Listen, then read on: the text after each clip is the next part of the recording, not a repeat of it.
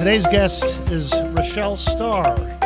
In 2007, Rachelle founded Scarlet Hope, a nonprofit that shares the hope and love of Jesus with women in the adult entertainment industry. Scarlet Hope has since expanded across 10 cities in the United States, from Las Vegas and Los Angeles to Atlanta and Orlando. Rachelle is a national speaker who has trained thousands of people to launch similar nonprofits worldwide. She is also the author of Outrageous Obedience. Rachelle, welcome. It's great to see you. Thank you so much for having me. I appreciate you being here. Oh my goodness, a joy. You know, we have so many things in common, and we'll talk about the Buffalo Bills later. But Go Bills. Yeah, go Bills. But you know, my story is a lot like yours in that, you know, for decades I worked downtown and I drive downtown and I drive around town, and I recognize in the last 2 years that I've been working with St. Vincent de Paul that I never saw a side of Louisville that I see today. It was easy to drive by. And it's not so much a criticism as it's just easy to drive by and you don't know all that's going on. Yeah. And I recognize that now from the standpoint of homelessness. But I think you have a similar story as well, driving by and not really knowing. I think there was a Theater X or something. Yeah. And led then ultimately to what you're doing with Scarlet Hope. Can you tell us about that? Yeah, absolutely. I mean, it is easy to drive by and pass things because we've got somewhere to go, right? Like I was headed into work every day, downtown Louisville, you know, working my corporate job. But there was something interesting. I grew up in a pastor's home, so I started asking God to give me a people and a purpose when I was about 21 years old. Like, who are my people? What is my true purpose in this life? And so I would pass a Theater X every day on my way into work. It's about 5 miles or so north of Louisville. And I was driving past it in May of 2007, just like I had done all throughout a couple of years of going into work. And I heard God say this day, I'm sending you to those people to share my hope and my love. Once my eyes were opened, I mean, I had to obey and I had to do what he said. And I started researching all about what was this place called Theater X and was anyone going to reach those people? And to my surprise, in 2007, Louisville was the 5th largest sex industry per capita in America. Wow. And had, I would call churches, all of the churches, are you ministering to prostitutes, to women in strip clubs?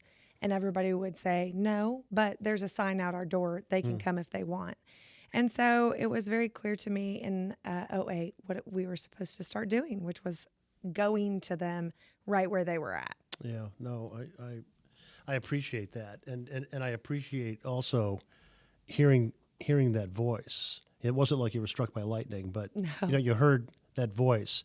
And oftentimes too, I'd be interested in this. Oftentimes I find that when you do make that decision to help, you might start hearing other voices like, what are you doing? Yeah. Don't do that. Yeah. You shouldn't be doing that. It's not going to help. Right. And that's from another side, right? I don't know if you've experienced that, but Oh, yes. I know I certainly have. Yes, and not only from, you know, I would say, sort of the enemy bringing doubt in, like, you weren't really called to this, you weren't really made for this, you can't really do it, you don't know what it's like, to my friends in the beginning would say, you're crazy. If you go into those places, you're going to become like them. Which was so interesting to me because I wasn't going into those places to do anything other than love them with the love of Christ and bring a meal. So, yeah, it was from people and different places that caused doubt or, you know, it caused me to say, am I crazy? Yeah. Is what I'm doing crazy? Yeah. No, I could see that, especially if it's coming from friends. Yeah. And those that are close to you. Right. But they're just looking out for you. Yeah. Right? Because it can be scary. Yeah. Right? What you don't see and what you don't understand can be very intimidating and very scary. Yeah, and back in 2007, 2008, there was really anti-trafficking agencies or organizations like Scarlet Hope didn't really exist. it was just starting to come onto the scene of awareness. So when people started thinking we were going to serve home cooked meals in strip clubs, Yeah. they were like, that is the worst place you could go and definitely not worth your time. But I knew what God had spoken to my heart, and I knew I had to be obedient in that. Take us behind the curtain a little bit. You mentioned that Louisville on a per capita basis is way up there. It's really kind of a bummer being on the top of bad lists and the bottom of good lists kind of thing. You know what I mean? It's just like, really? Right. Really? Another one? Another list?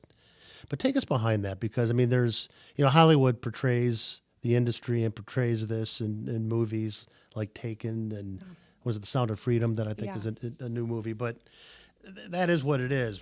You're on the ground level. You're at the front line. Take us a little bit behind the curtain of what's going on here in Louisville. Yeah, I mean, I think the first thing to understand about what we do is that exploitation impacts a variety of ways. So strip clubs, illegal massage parlors, prostitutes on the street, and now since 2008, there has been a 500% increase in online exploitation and trafficking. And so Scarlet Hope seeks to share the hope and love of Christ with all of those women in all of those avenues. In Louisville now, we fall somewhere in the 13th largest city. So From an online? No, just as a whole. As a whole. Yeah. Fifth largest was because when I started Scarlet Hope, there were 27 strip clubs in this city. And based on the amount of people that were here, that was a lot. That was nearly as many as Las Vegas, which everyone thinks that's where all this comes from, right? But honestly, it's everywhere. And unfortunately now online, it's very pervasive. But Louisville, Kentucky today only has 7 clubs left. And the majority of the people either have been helped and served, or they have exited the commercial sex industry establishment and now they're working online. So as a whole, though, I think it's also important to understand the difference between like prostitution and sex trafficking or just exploitation in general. Not everyone that is trafficked is also a prostitute and also a dancer. Not all dancers are trafficked, and not all, there's a variety of meaning behind all 3 of those things. And so I think one of the misconceptions about exploitation and trafficking is that they are the same thing. And I've been told a lot in my years that women in strip clubs choose to do that, but 70% of trafficking victims are trafficked through local strip clubs. So in the strip club, you have 30% of people that do not, they're there based on their own will, so to speak. And then you have about 70% at some time or another that are being forced to be there. And so it's just, it doesn't look like it does in Sound of Freedom where, people necessarily are being kidnapped and put in jungles or kept in jungles, but it is absolutely happening in our neighborhoods and, right next door, as I tell people. So tell it, when you all enter into an establishment, or tell us more about what you're doing to help. Yeah, so our goal is truly, the first and foremost goal is to share Jesus with everyone. That's what we're there for. That is why the owners of these places, that's why the general managers let us in, is there's no caveat. Now, we have a 3-part model. We go to strip clubs, we bring home-cooked meals, we bring gifts, and we bring dessert. And the entire premise of that is to build relationships. Once we've built relationships with people, we invite them into community. They could still be in the life, very much so.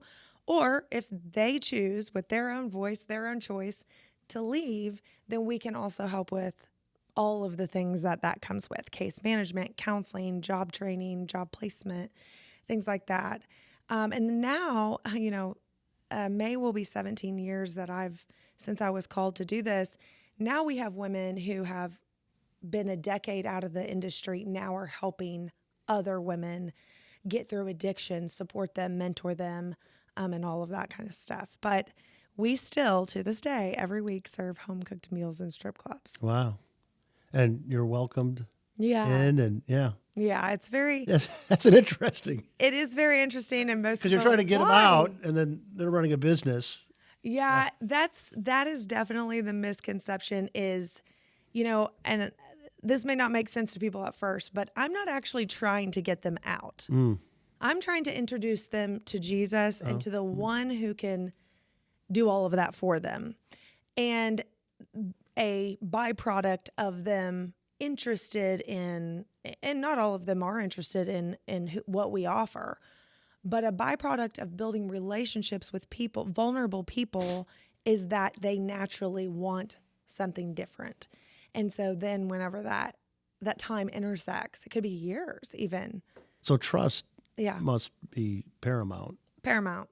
Yeah. I mean, how do you build? I mean, you're building, you're feeding, you're building relationship. Yeah. Trust comes from action. Trust comes from your all's competence to get Yeah. someone to that next level, right? They see that.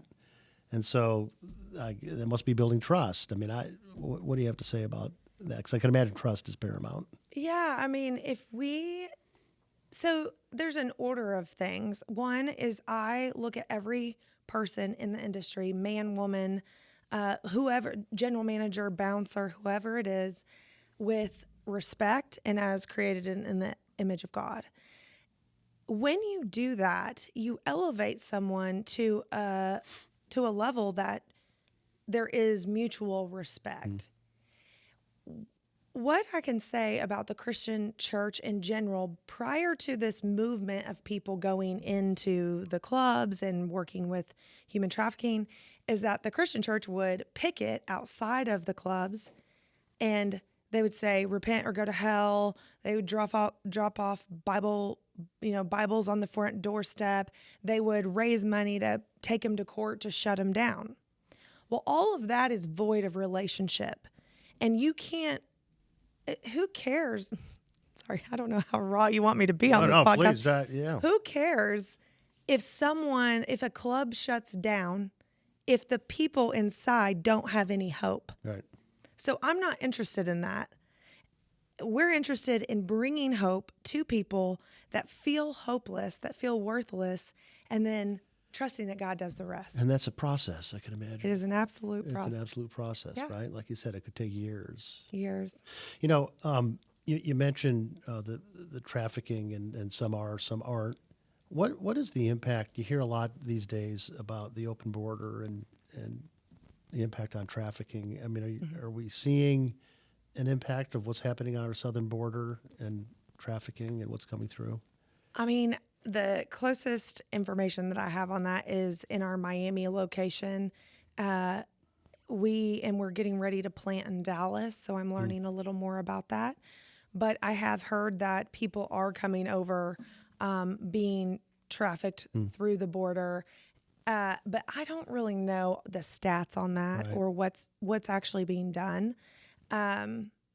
But I know in Miami, there are a lot of women trafficked over here from Cuba. Oh, okay. And so our organization, they will be brought into illegal massage parlors or strip clubs. And so our organization seeks to help them with asylum with different legal things that they need to access when we meet them. And so we have attorneys that work with human trafficking victims and labor trafficking victims in Miami to help us with that. Yeah, I heard a stat recently. I don't know how accurate it is, but I'll say it, that there's about 85,000 children that have been brought across the border over some period of time. I'm not exactly sure what it doesn't matter. That's a lot of children. They don't even know where they are. Yeah. So you can only imagine that there's going to be some that are finding themselves in a very vulnerable absolutely situation. Yeah. So you mentioned what you do for the individuals that are willing to listen and to build relationships, and I can imagine there's all sorts of needs. There's probably addiction involved in many cases, maybe mental health issues, a lot of the things that we face. One thing I will say is that they're not, for the folks that we serve, they're not homeless because of those things. They're homeless because there's not enough housing. Yeah. And so I'd be interested as you see folks get stable and get out of the industry. We have we have a domestic violence shelter as well as rapid rehousing in Louisville.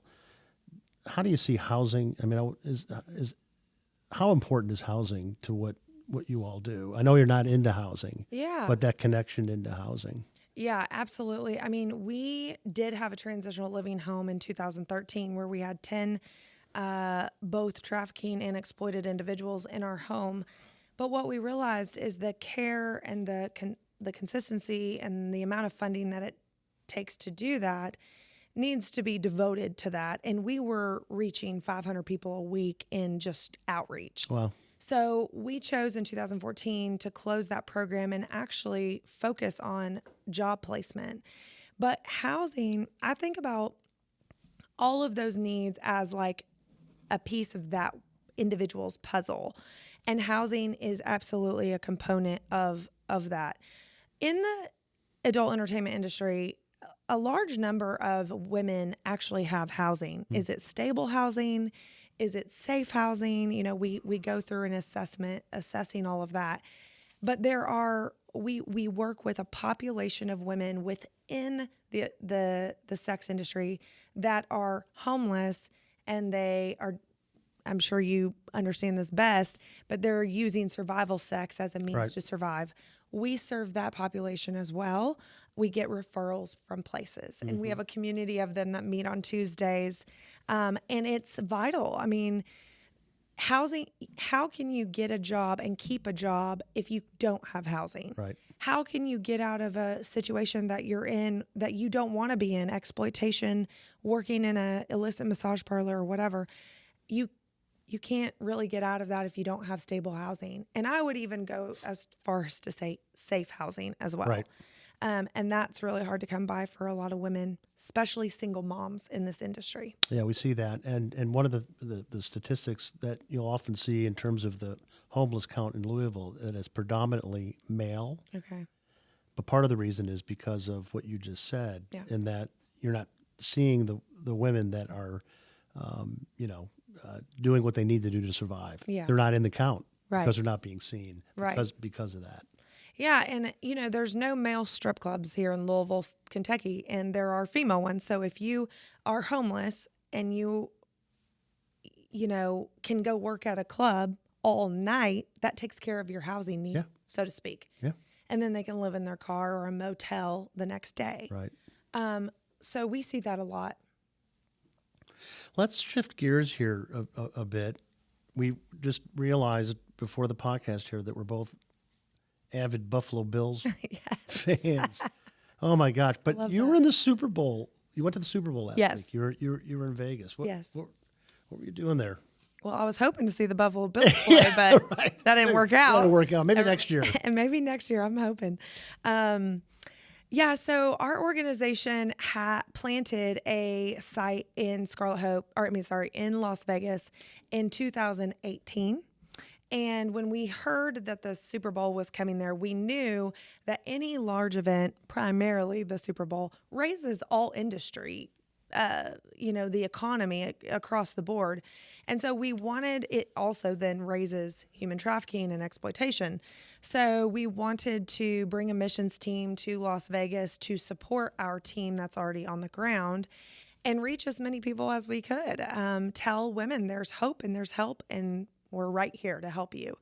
So we were able to reach 4,050 people in 5 days, and it was incredible. It was honestly only God could have done it, and we reached them through the strip clubs, through online outreach, and through the streets.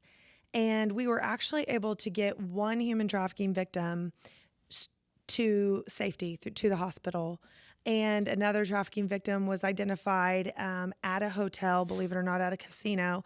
And she, we gave her all the resources, but she chose that she didn't want to go with us right that moment, which was, something that I always say is, especially if they're an adult, how do we give them their voice and their choice? And they may not feel like they have a choice, but you can't force an adult to do anything. And so Las Vegas was an amazing opportunity for our organization to reach a broad number of individuals, give them hope and opportunity. And we've been getting calls even today. I mean, I've only been back for 36 hours, and we've been getting calls and texts today.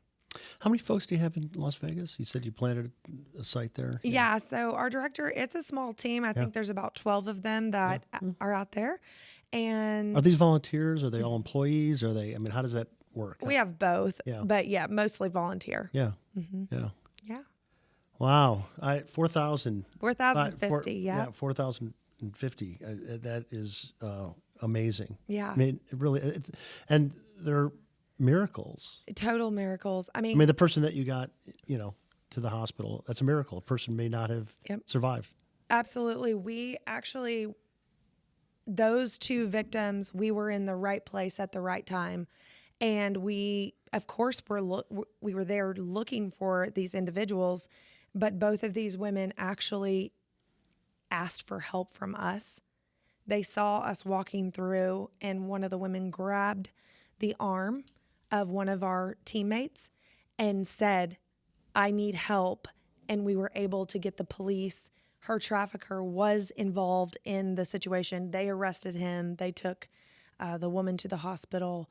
And again, right place, right time, God, right? Yeah, I mean, you're jumping right in. Yeah. Yeah. Right? I mean, talk to me about we train our folks on de-escalation, and you're putting yourself in a situation that could escalate very quickly. Yes. How do you all deal with that? Yeah, I mean, our leadership team and we do a lot of training on different situations, scenarios, but we've been going into strip clubs for quite some time. We do, we've never had any incident, praise God, honestly. Yeah, really. But in that scenario, our team activated the best that they could. Not only were they in public, so that very much helped, but they were using their skills to be able to ask the right questions, get her from going outside of the building to keeping her in public in the building. And then security acted extremely quickly. Wow. So, if you want to talk about de-escalating, go get security real fast. And then they can handle the situation. Do you notify security that you're on premise, or we didn't that night? Yeah. We actually were going out to dinner and our team split up to go out to dinner. And as soon as dinner was over is when it happened. And so, like I said, we were just there at the right time, right place, and aware. You know what was so sad, Tony, is that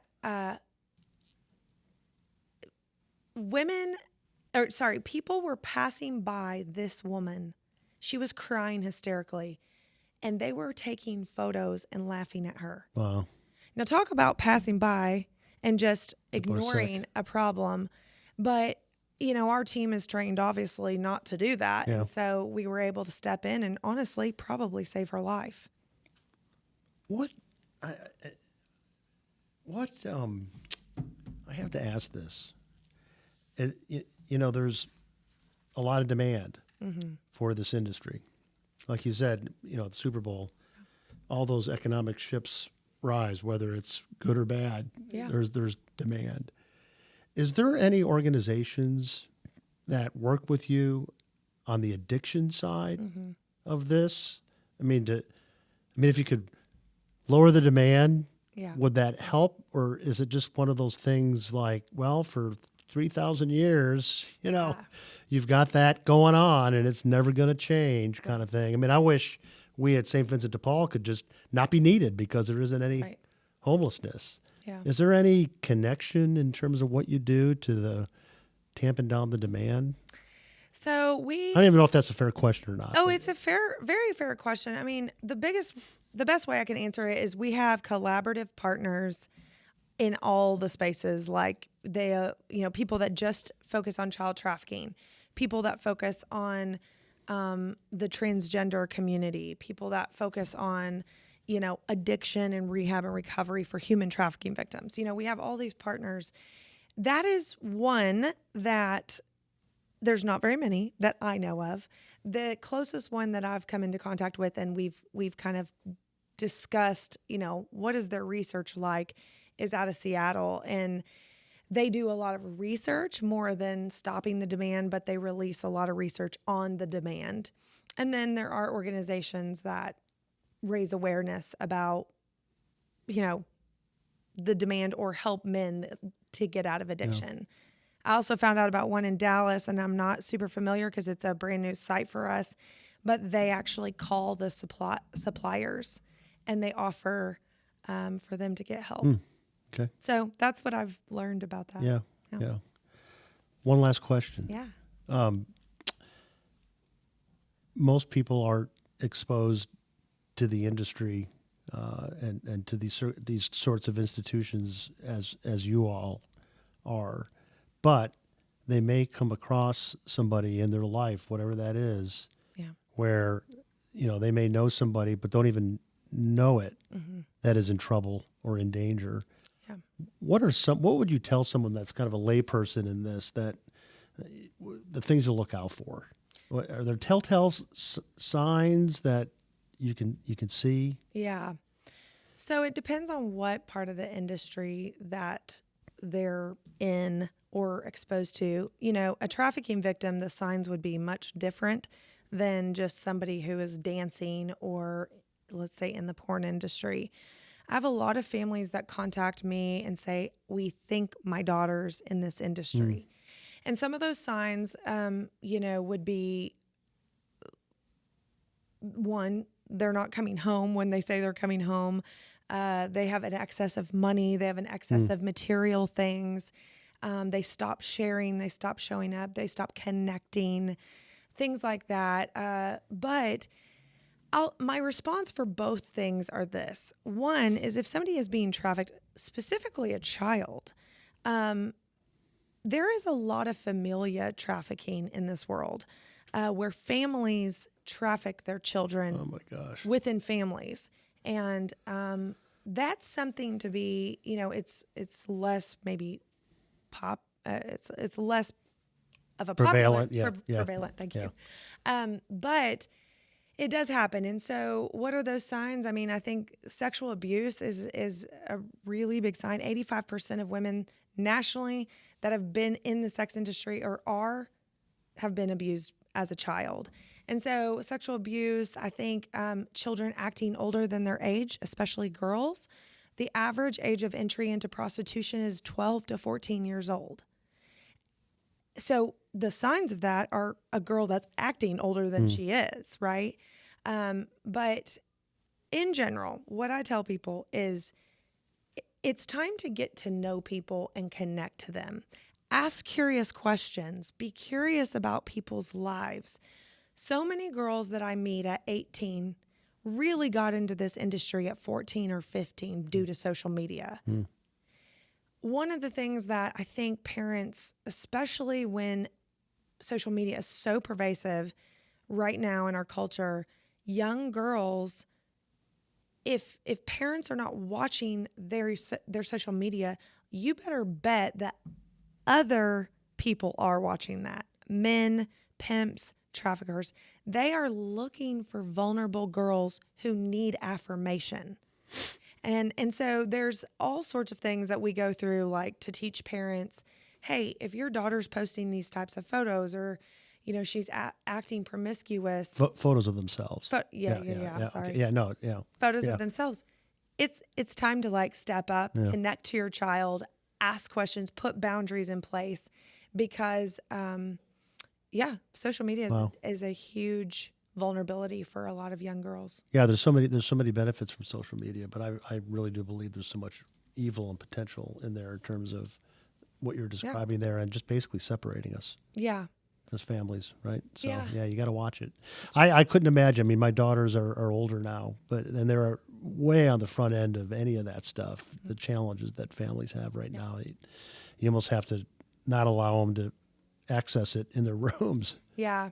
One of the things that I think is important, especially for young girls, again, is that are they getting the affirmation and validation at home that they need? We have these core needs as individuals, and especially young girls. And I think if they're not getting that need met at home, they will get it met Somewhere. with other people. Yeah. And social media is incorrectly meeting that need, but it is it is where they're getting it met. Yeah, right. Yeah. Well, I've really enjoyed our time. How can folks connect with Scarlet Hope, and how can they help? Yeah, you can visit our website at scarlethope.org or follow us on Instagram, The Scarlet Hope. And today we launched our own podcast, Share Hope, Good Bring for you. Love. I know. Yeah, that's awesome. So today on Valentine's Day, we released our first episode. That's great. So will the podcast be on the website? It's on the folks? website. It's on iTunes. Share Hope, Bring Love. Great. Yeah. Wonderful. Thank you so much for being here. Thanks for having me. Appreciate it.